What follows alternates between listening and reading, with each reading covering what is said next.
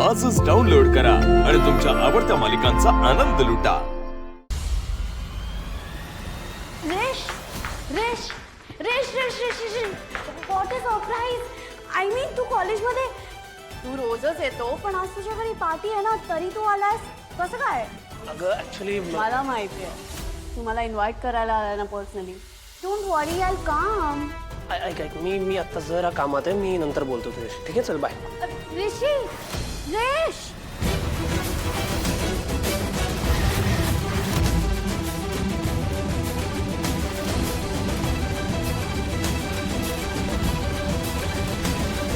Excuse me, yes sir. आज काही नवीन admission झालेत का? हां हो आज 2 नवीन ॲडमिशन झाली आहेत। ग्रेट। मला प्लीज नावं सांगा ना त्यांची। हां मी चेक करते। राधा कारेकर आणि शंभू जगताप।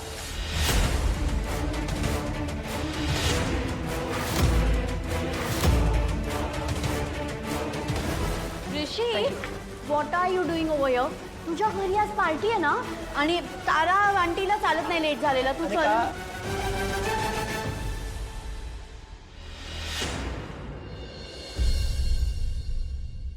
आज सर बोलावलं तुम्ही?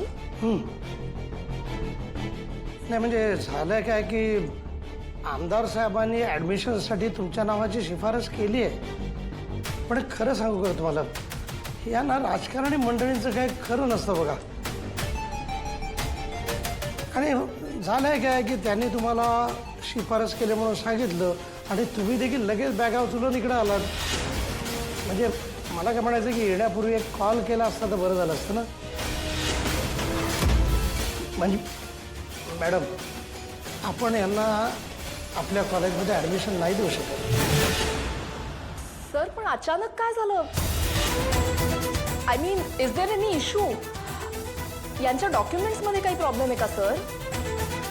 साधना मॅडम आपण यांना ॲडमिशन्स देऊ शकत नाही आहोत। अहो जर सीट्सच अवेलेबल नाही आहेत तर आपण कुठून देणार ॲडमिशन? नाही नाही काय आहे की म्हणजे यांना दुसऱ्या कुठल्या तरी कॉलेजमध्ये ॲडमिशन घ्यावी लागेल किंवा मग गावाला परत जावं लागेल। सर अहो असं का बोलायलाय? आम्ही गावाकडे परत नाही जाऊ शकत। प्लीज असं नका ना बोलू। सर हे बघा मी लय मोठं मनात सपान घेऊन आलोय हो। मी आबासनी तर शब्द बी दिलाय की मी इथं येईन, लय शिकीन आणि लय मोठं नाव कमवेन। त्यांनी लय विश्वासाने इथं पाठवलंय हो। तुम्ही असं नका ना बोलू, द्या की आम्हाला ॲडमिशन। स्टॉप इट प्लीज थांबवा हे सगळं। अरे हे प्रिन्सिपलची केबिन आहे एवढं तरी कळतं ना तुम्हाला? मी पुन्हा सांगतोय मुली की अगं सीट्सच अवेलेबल नाही तर आम्ही कुठून देणार ना ॲडमिशन? मॅडम प्लीज यांना घेऊन बाहेर जा तुम्ही। नाही सर प्लीज असं नका करू। माझं सपन आहे हो एकच, तुमच्या या कॉलेजमध्ये लय शिकायचं आहे आणि गावाकडे जाऊन असंच मोठं कॉलेज बांधायचं आहे हो मला। प्लीज प्लीज असं करू नका, मला द्या की ॲडमिशन। मी पाया पडतो तुमच्या। हे बघ बाळा इथे रडून काही होणार नाही आहे। मी तुला नाही ॲडमिशन देऊ शकत, प्लीज मला समजून घ्या ना मॅडम प्लीज। नाही मॅडम सर प्लीज द्या ना सर, ॲडमिशन करून घ्या की आमचा।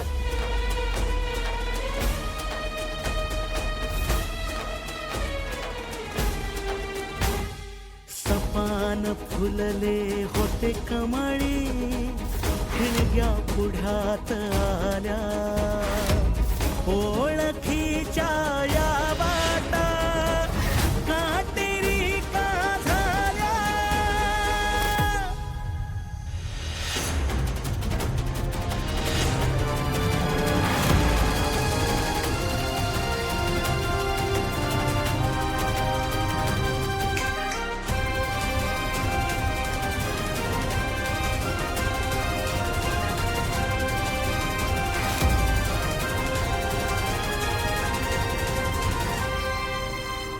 ओके अनिका, आता सगळ्यात इम्पॉर्टंट होतं ऋषी आणि कमीने एक दुसऱ्याला नाही बघणं आणि ते नाही झालं।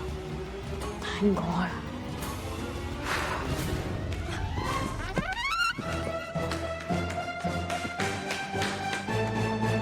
ओय इथं मुंबईत पोर आणि पोरी एकच टॉयलेट वापरतात होय? नाही नाही ना व मग तू लेडीज टॉयलेट मध्ये का गेलतास तुमच्या तर आता काय करते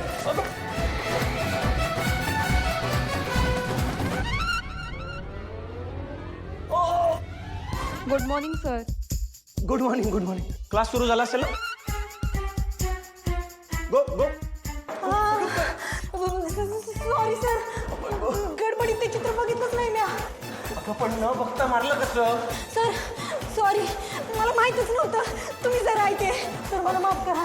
it's okay it's okay. Sorry sir sir sir sorry अहो सर थांबा की sir sir sir sorry sir sir sorry sir sir मला माफ अगं हो करा हो सॉरी. अगं हो, मी बोललो ना इट्स ओके म्हणून. जे झालं ते चुकून झालं. It's okay.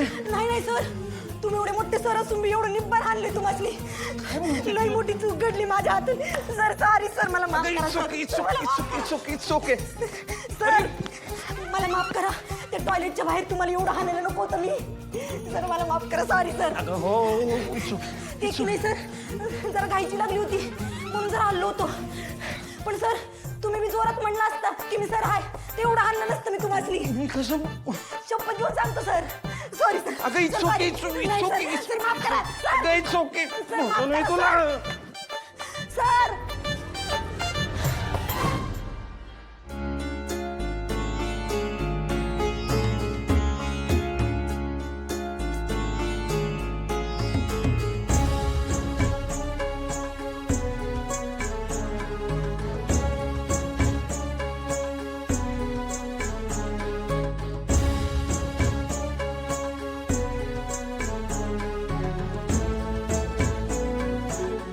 आई बरी आहेस ना? सकाळी देवळात जाताना तर ठीक होतीस, मग आत्ता काय झालं? अरे काही नाही रे, थोडा थकवा आलाय. थकवा आलाय आई? आणि आई अगं मी तुला किती वेळा सांगितलं या वयामध्ये उपास तपास नाही करायचे. तुला ब्लड प्रेशरचा त्रास आहे, तू तू का असं करतेस मला सांग? टेन्शन घेण्यासारखं काही झालेलं नाहीये. देवळात गेले होते, तिथे फक्त चक्कर आल्यासारखं वाटलं एवढंच. आई अगं तुला चक्कर आली होती आणि तू आल्यानंतर बोलली नाहीस मला काही. मी तरी तुला सकाळी सांगत होतो मी येतो तुझ्यावर, पण तू ऐकत नाहीस. आणि चक्कर ही गोष्ट तुला इतकुशी वाटते का आई? मी गाडी काढतोय, आपण डॉक्टरांकडे जाऊया. अरे ऐक ऐक राजन, मी बरी आहे आता, डोंट वरी. आणि डॉक्टरकडे जाण्याची तर काही गरज नाहीये. राजन मला तुला काही सांगायचंय. बोल. आज देवळात जाताना ना मन फार उदास होतं माझं. वाटलं कामिनी रागिणी म्हणतात तेच खरं असेल. आमची थोरली नात, तिची आई हयात नसतील.